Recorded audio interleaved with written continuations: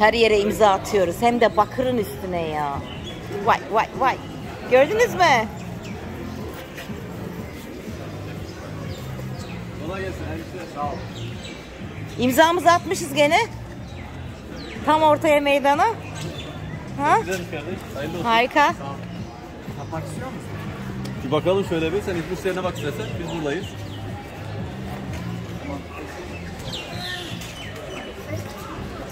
Oo, fındıklı. Eşo.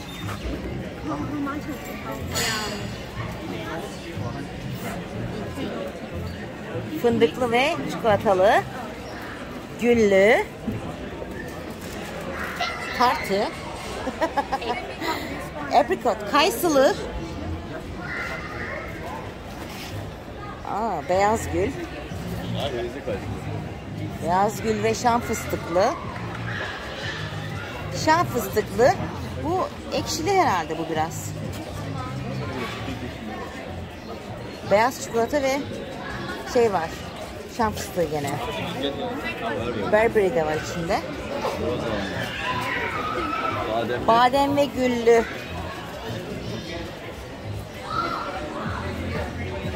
Üzüm ve ceviz. Grape, değil mi? Grape. Üzüm ve ceviz. Yeah. Bakır. Bakır gerçekten değil mi?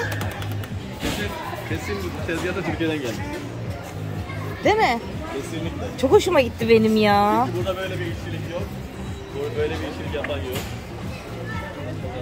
Ve hani küçük falan değil ya. Kocaman bir tezgah yani. Şöyle. Sen yanına geç. Kocamanlığı görürsün. Çok güzel. Atlı karınca gibi yapmışlar bir de. Ben beğendim. Eminim tadı da çok güzeldir. Hangisini istiyorsunuz? Çok güzel. Lokum lokum gel. Lokum gibi. Gel oğlum. Lokum gibi. Hadi.